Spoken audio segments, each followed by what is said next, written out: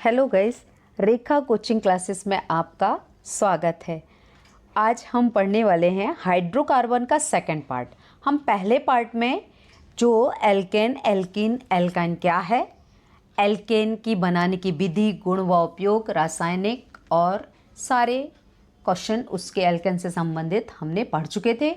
उसकी समावयवता और कुछ प्रश्नों के उत्तर हमने पार्ट 1 में पढ़ा है। अब हम आज पढ़ेंगे सेकंड पार्ट, जिसमें एल्कीन, एल्काइन की बनाने की विधि, हकल का नियम और अन्य प्रश्नोत्तर शामिल हैं। तो इस सेकंड पार्ट में वेरी इंपॉर्टेंट क्वेश्चन है, इनको बहुत अच्छे से आप चित्र सहित बहुत अच्छे से तैयार करिएगा। तो हमारा प्रश्न है 5वां, एल्कीन बनाने की विधि, भौतिक और रासायनिक गुण करना है। तो आप पेपर में क्वेश्चन के मार्क्स देख लीजिएगा, कितने मार्क्स का क्वेश्चन है, उसी हिसाब से आपके आंसर को रिप्लाई करना है। आपको अगर 2 मार्क्स का पूछा है तो 1 बनाने की विधि लिखेंगे, 2 भौतिक गुण और 1 रासायनिक गुण, इस तरह से ही लिखेंगे। वैसे इतना लंबा क्वेश्चन 2 मार्क्स में नहीं आता, सिर्फ एक चीज़ पूछी जा सकती है, या बनाने की विधि, भौतिक गुण या रासायनिक गुण पूछे जा सकते हैं। तो हमारा पहला जो है बनाने की जो विधि है वो बोल रही है अल्कोहल के निर्जलीकरण से। यानी जब हम अल्कोहल का निर्जलीकरण करते हैं, अल्कोहल का मतलब आपको पता होना चाहिए C2H5OH अल्कोहल है और निर्जलीकरण का अर्थ होता है जल का निकलना। तो जब अल्कोहल को सांद्र H2SO4 की उपस्थिति में गर्म किया जाता है तो हमें एल्कीन प्राप्त होना है। और देखिए CH2 double bond CH2 alkene ही है और उसके साथ जल भी प्राप्त हुआ।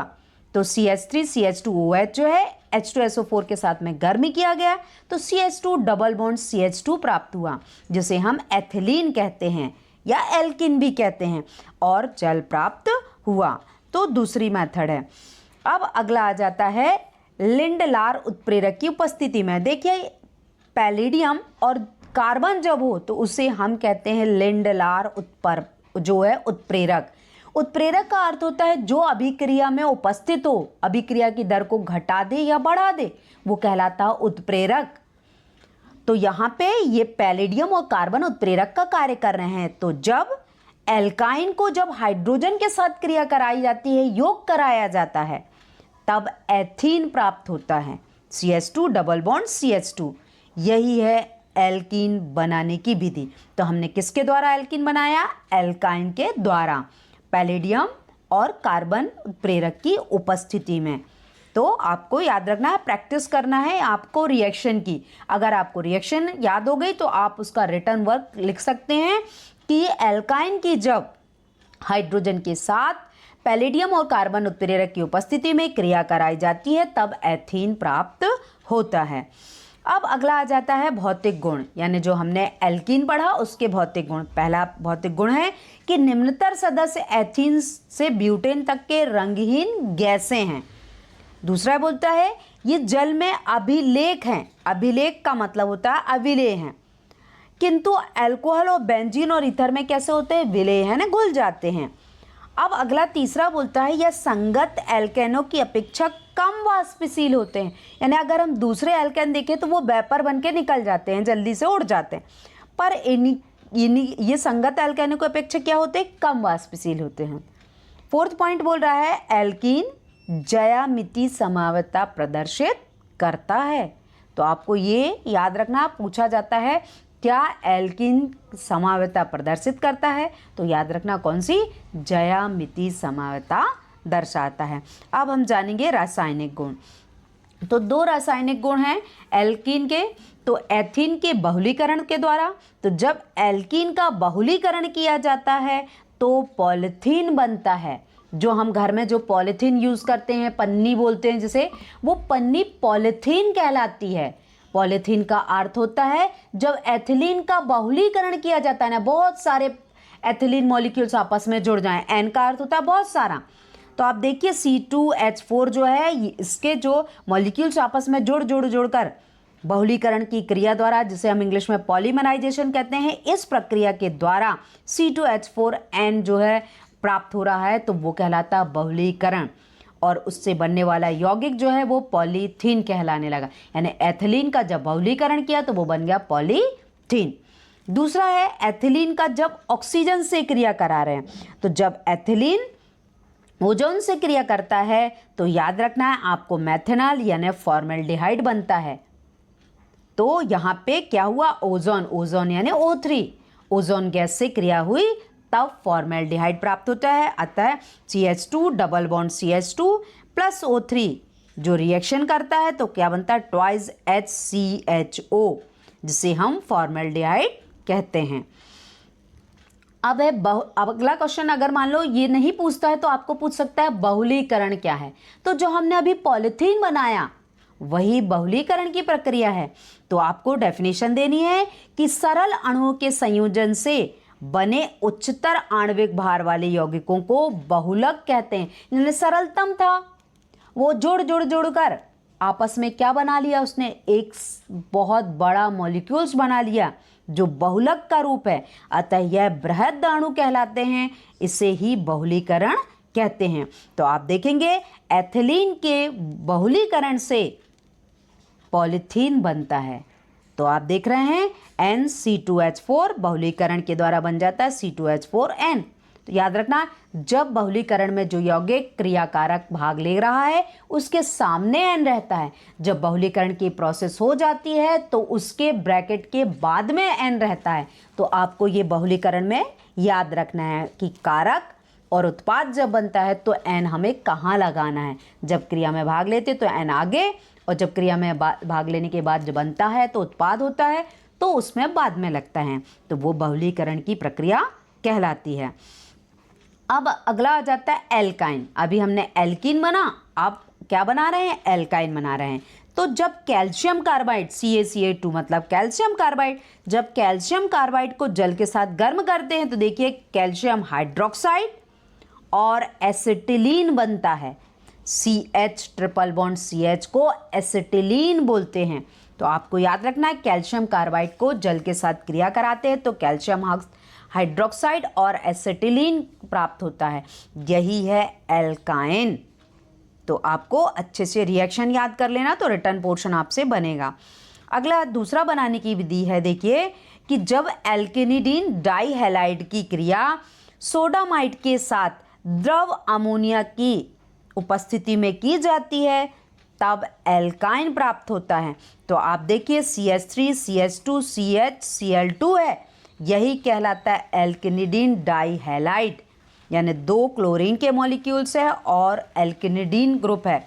और ये NaNH2 सोडियम एमीन जिसको हम सोडामाइड कहते हैं, उसके साथ या उसकी उपस्थिति में जब क्रिया करता है तब एसिटिलीन बनता है, सोडियम क्लोराइड बनता है और अमोनिया गैस बनती है।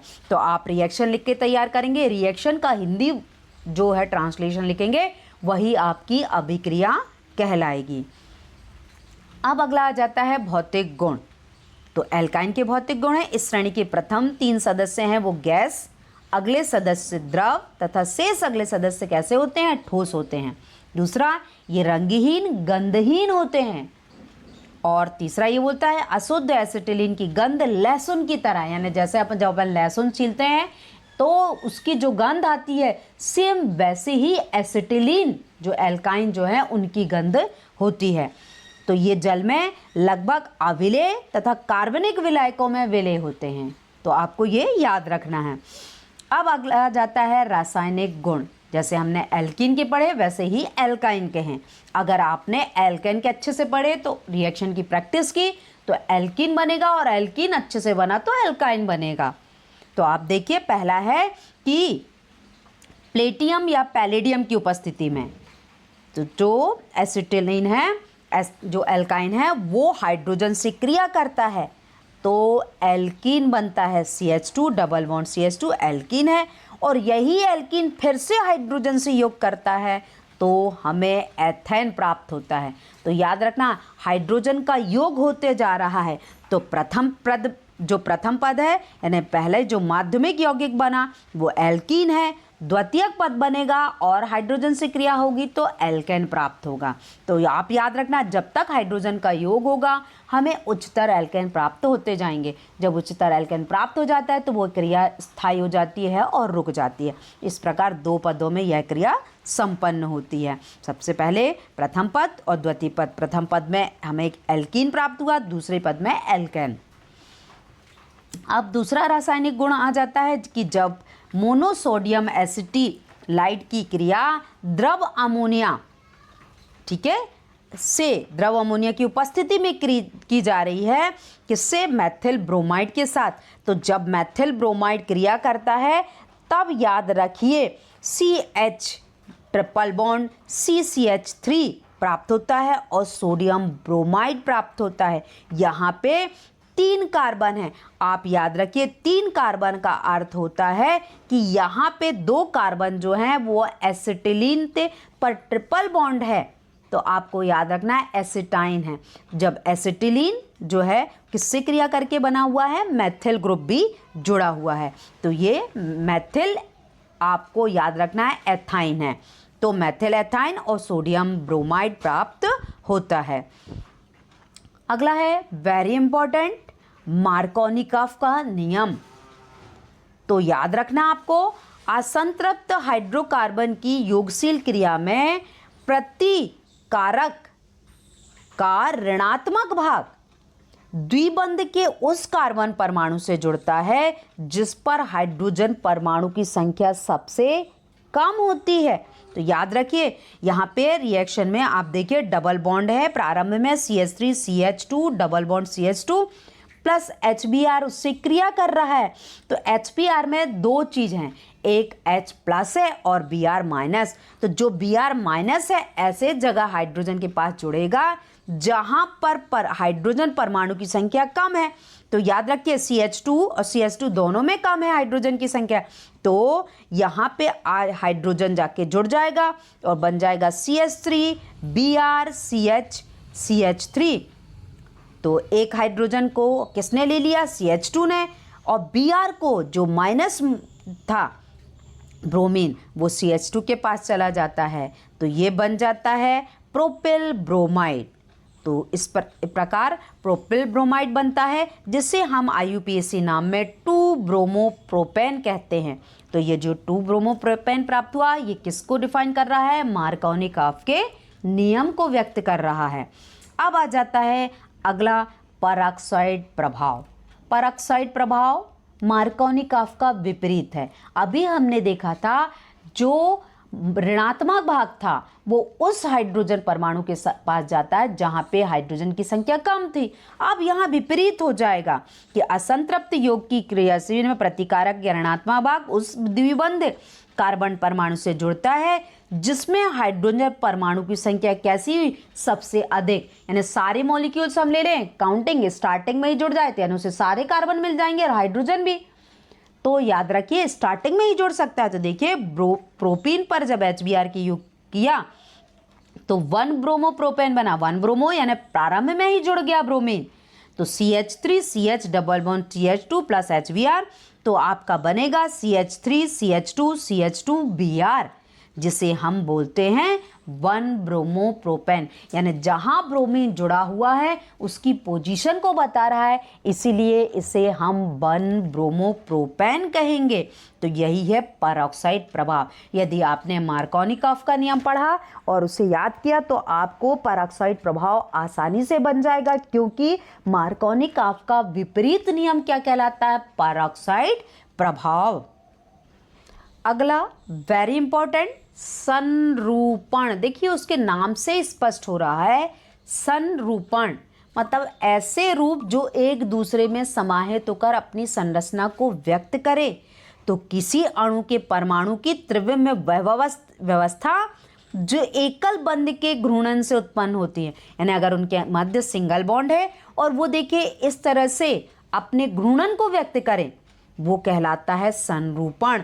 और 2 प्रकार का संरूपण प्राप्त होता है, एक तो सांतरित और एक होता है ग्रसित। तो पहले देखिए आपको मैंने ग्रसित की संरचना को डिफाइन किया है। इस अवस्था में ला नहीं लिखा है, आप नोट कर लीजिएगा। पिछले वाले कार्बन का हाइड्रोजन व आगे वाले कार्बन का हाइड्रोजन परमाणु एक दूसरे को ढक लेते हैं। तो याद रखना, बीच में जो मध्य में दिखाई दे रहा है वो हमें हाइड्रोजन दिखाई नहीं दे रहा है, क्योंकि उसने क्या किया है, आगे और पीछे के कार्बन को ढक के रखा हुआ है। तो इस तरह से जो संरचना आपको दिखाई दे रही है ये ग्रसित संरूपण कहलाता है, क्योंकि आप देखिए कि कार्बन है, कार्बन के ऊपर और बाएं भाग में हाइड्रोजन है, जस्ट उसके विपरीत भाग में भी दूसरे हाइड्रोजन और कार्बन जुड़े हुए हैं। अतः ये C2H6 की संरचना है। C2H6 का अर्थ होता है एथेन। तो एथेन की जो ग्रसित संरूपण है वो उसकी संरचना इस तरह से होगी। तो आपको इसी तरह से देखकर ही इसकी संरचना को बनाना है। अब दूसरा आ जाता है सांत्रित, यानी जो C2H6 है, आप देख ही रहे हैं कार्बन जो है वो किस तरह से सांत्रित संरूपण बताता है। तो सांत्रित संरूपण में संलग्न कार्बन परमाणु में से कोई दो हाइड्रोजन परमाणु एक दूसरे से इतनी दूरी पर स्थित होते हैं जिससे कि वो दो अनाबंधित हाइड्रोजन परमाणु के मध्य उपस्थित सिग्मा बंध के दोनों इलेक्ट्रॉनों के झुंडों के बीच में प्रतिकर्षण कम कर सके। तो वो देख रहे हैं आप कि जो मध्य में है कार्बन जो है वो 3 हाइड्रोजन से आपस में जुड़ा हुआ है और जो उनके मध्य में एक एक हाइड्रोजन जुड़े हुए हैं। तो इस तरह ये सांतरित संरचना कहलाती है। तो आपको याद रखना है, जब कार्बन का ऊपरी भाग जो रहता है वो ऊपर और दाएं भाग में जो हाइड्रोजन बताए और जो सर्कल वाले हाइड्रोजन है वो मध्य में डिफाइन करें तो वो कहलाती है सांतरित संरचना या सांतरित संरूपण। इसे हम सांतरित अवस्था कहते हैं। अब अगला आ जाता है, देखिए जो सी हॉर्स प्रोजेक्शन है वो किस में बदल रहा है, न्यूमैन प्रोजेक्शन में। तो जो हमने अभी पढ़ी है संरचना वो इसी से संबंधित है, आइए आगे जानेंगे। अब देखिए जो सौहार्स निरूपण है, जो सौहार्स दिखाता है कि सभी कार्बन और हाइड्रोजन बंधों का स्थानिक अभिविन्यास किस प्रकार एक कोण पर व्यवस्थित हो जाता है। तो आप देखिए सांत्रित और ग्रसित संरचना में इस प्रकार से जो संरचना बन रही है वो कहलाती है सौहार्स प्रक्षेपण बोलते हैं। तो क्योंकि ये हॉर्स के समान संरचना दिखाई दे रही है इसलिए कि सौहार्स प्रक्षेपण बोला। तो आप देखिए इन चित्रों को बनाकर आपको तैयार करना है। तो ये सौहार्स की संरचना है जिसमें 2 प्रकार से सांत्रित और ग्रसित संरचना दी गई है। दूसरी कहलाता है न्यूमैन की संरचना। देखिए ये कहलाता है न्यूमैन का प्रक्षेपण। न्यूमैन के प्रक्षेपण में 2 कार्बन परमाणु को एक वृत्त के द्वारा दर्शाया जाता है। जब वृत्त के द्वारा दर्शाया जाए तो आप याद रखना न्यूमैन संरचना है, और जब आप देखिए लंबी हॉर्स की जब संरचना दिखाए तो वो क्या कहलाता है, सौहार्स। तो न्यूमैन के प्रक्षेपण में 2 कार्बन को एक वृत्त के द्वारा दर्शाया जाता है और एक कार्बन बंधन को उसकी धुरी के साथ देखा जाता है। वृत्त के केंद्र की ओर रेखा की प्रतिनिधित्व सामने वाले कार्बन के जुड़े बंधनों को दर्शाता है। तो इस प्रकार आप देखिए न्यूमैन प्रक्षेपण में भी 2 होती हैं, एक सांत्रित और एक ग्रसित संरचना। तो आपको दोनों संरचनाओं को बहुत अच्छे से प्रैक्टिस करके तैयार करना है।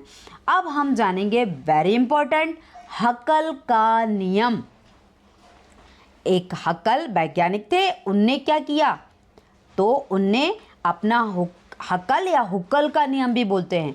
तो चक्रीय यौगिक के जो होता है जिनमें पाई इलेक्ट्रॉनों की संख्या 4n+2 है कि समान एरोमेटिक गुण प्रदर्शित कर रहे हैं वो कहलाते हैं एरोमेटिक हकल। अब याद रखना इसमें n जो है वो बेंजीन की संरचना है, 1 2 3 4 जितने भी बेंजीन आपस में जुड़ते जाएंगे वहां n की संख्या बढ़ती जाएगी। तो ये आपको सूत्र याद करना 4n+2।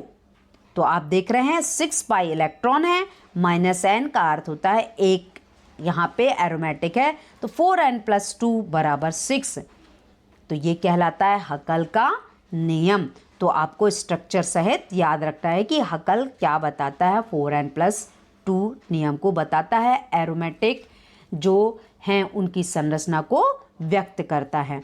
अब हम जानेंगे मीथेन बनाने की प्रयोगशाला विधि। दो विधि हैं, मीथेन को हम प्रयोगशाला में दो विधियों के द्वारा बनाते हैं। दोनों में से एक विधि आपको एग्जाम में आती है, आप चित्र सहित बहुत अच्छे से तैयार करेंगे। पहले मीथेन बनाने के लिए सबसे पहले एक कॉनिकल फ्लास्क लेते हैं। अब उसी कॉनिकल फ्लास्क में देखिए, ये है आपका चित्र, कॉनिकल फ्लास्क है। उस कॉनिकल फ्लास्क में क्या लिया हमने, कॉनिकल फ्लास्क लिया, उसमें थोड़ा सा रेत भर देते हैं। अब कुछ टुकड़े एल्यूमिनियम कार्बाइड है के लिए और उसको रेत के ऊपर रख देते हैं। जब कॉनिकल फ्लास्क में पृथककारी फनल क्लिप नली लगा दी जाती है, देखिए ये फनल क्लिप लगी है, और जैसे ही फनल क्लिप लगा देते हैं उसके बाद क्या किया, इस फनल क्लिप में निकास नली भी लगी है, और जब इसमें HCl की बूंद डाली जाती है तो जैसी HCl की बूंदें पहुंचती हैं तो मीथेन गैस प्राप्त होती है, जिसको एक जल के ऊपर रखे उल्टे गैस जार में एकत्रित कर लिया जा रहा है। तो आप चित्र के माध्यम से स्पष्ट हो रहा है। आप याद रखिए ये दो विधियों का चित्र है, तो उसमें आपको एल्यूमिनियम जो है कार्बाइड उसे लिखना है और जल लिखना है कि क्या प्राप्त हुआ, आपको मीथेन गैस प्राप्त हुई, और जो बचा हुआ अवशेष है वो एल्यूमिनियम ट्राइहाइड्रोक्साइड प्राप्त होता है। तो ये है आपकी जो मीथेन बनाने की प्रयोगशाला विधि है, एल्यूमिनियम कार्बाइड से है। अब हम दूसरी इंपॉर्टेंट विधि है जो एग्जाम में ज़्यादातर यही नाम से पूछी जाती है, देखिए, है सोडियम से बनाने की, सोडियम एसीटेट से बनाने की। तो आप देखिए, सोडियम एसीटेट को जब सोडियम हाइड्रोक्साइड कैल्शियम ऑक्साइड की उपस्थिति में गर्म किया जाता है तब CH4 यानी मीथेन सोडियम बाइकार्बोनेट प्राप्त होता है। तो हम क्या करते हैं, एक बड़े कांच की नली में निर्जल सोडियम एसीटेट तथा सोडा लाइम का मिश्रण लेते हैं और गर्म करते हैं। तो आप देख रहे हैं कि ऊपर आप देख रहे हैं कि एक गैस जार है, गैस जार में जो नली है उसमें आग ज्वाला जल रही है। एक जो स्टैंड की सहायता से जो नली है वो लगी हुई है, उस नली में क्या करते हैं, सोडियम एसीटेट और सोडा लाइम का मिश्रण ले लिया जाता है, और जब सोडा लाइम और सोडियम एसीटेट के मिश्रण को लेकर गर्म करते हैं तो जो अभिक्रिया संपन्न होती है उसके दौरान मीथेन गैस और सोडियम कार्बोनेट बनता है। तो यही है आपकी, और याद रखना जो मीथेन है इसे गैस के जल के जो आप देखिए दूसरा एक और गैस जार है, उस गैस के जार में जल है और उल्टे जार में वो जो बुलबुले के रूप में जो प्राप्त हो रही है वही है आपकी मीथेन गैस। तो आपको याद रखना है इस तरह जो प्राप्त हुई वो मीथेन गैस प्राप्त हुई। अब ये हमारा इस चैप्टर का अंतिम क्वेश्चन है जो वेरी इंपॉर्टेंट है, फ्रीडल क्रॉफ्ट अभिक्रिया। फ्रीडल क्रॉफ्ट अभिक्रिया का अर्थ है कि टाल्विन का बनना, यानी बेंजीन रिंग के साथ जब कोई भी एल्केन ग्रुप जुड़ा है, आर मतलब एल्केन ग्रुप, तो वो कहलाती है फ्रीडल क्रॉफ्ट अभिक्रिया। और एल्केन जब जुड़ते हैं बेंजीन के साथ तो उसे हम टाल्विन कहते हैं। तो देखिए, निर्जल एल्यूमिनियम क्लोराइड की उपस्थिति में, याद रखना ये उपस्थिति में है, बेंजीन की जब कार्बनिक अभिकर्मक की उपस्थिति में जब क्रिया करा रहे हैं हम, तो जब ये क्रिया होती है तो बेंजीन नाभिक के हाइड्रोजन परमाणु को प्रतिस्थापित हो जाता है, यानी जो हाइड्रोजन है वो स्थापित हो जाएगा और एल्केन ग्रुप जाके जुड़ जाएगा। तो यह एवं बेंजीन का जो व्युत्पन्न यौगिक जो प्राप्त होगा वही टाल्विन होगा, जिसे हम फ्रीडल क्रॉफ्ट अभिक्रिया कहते हैं। तो आप नीचे रिएक्शन में देखिए, बेंजीन के साथ RCl जो है, R यानी आपका एल्किल हैलाइड, तो जब एल्किल हैलाइड जो है बेंजीन से क्रिया करेगा AlCl3 की उपस्थिति में, तो आपको जो प्राप्त होगा वो प्राप्त होगा एल्केन के साथ बेंजीन। तो जब R बेंजीन के साथ प्राप्त होता है तो उसे कहा जाता है टाल्विन। अब ये जो टाल्विन है अगर और आगे प्रोसेस होती है और अधिक कीटोन ग्रुप से एसिल ग्रुप से करता है तो उसमें देखिए परिवर्तन, सेकंड रिएक्शन उसी के साथ है, सेकंड परिवर्तन है तो वो कीटोन ग्रुप में प्राप्त होता है। पर आपको ये रिएक्शन में नीचे वाली याद रखना, AR का मतलब एरोमेटिक, एरोमेटिक हाइड्रोजन जो है वो RCl से क्रिया कर रहे हैं। RCl का अर्थ होता है एल्किल हैलाइड। ये एल्किल हैलाइड जब AlCl3 की उपस्थिति में क्रिया कर रहा है तो AR और आर बनता है, AR का मतलब है बेंजीन के साथ एल्केन ग्रुप का जुड़ा होना, तो वो टाल्विन कहलाता है और HCl गैस निकलती है। तो आपको जो रिटर्न वाली ये रिएक्शन है इसी को ही बहुत अच्छे से तैयार करना है। तो आज हमने बहुत सारे इस चैप्टर के बहुत सारे क्वेश्चनों को जाना और अगले वीडियोस में अगले चैप्टर्स। तो आज की वीडियो यहीं तक थी, अगले वीडियोस में फिर मिलते हैं। तो please like and subscribe my videos.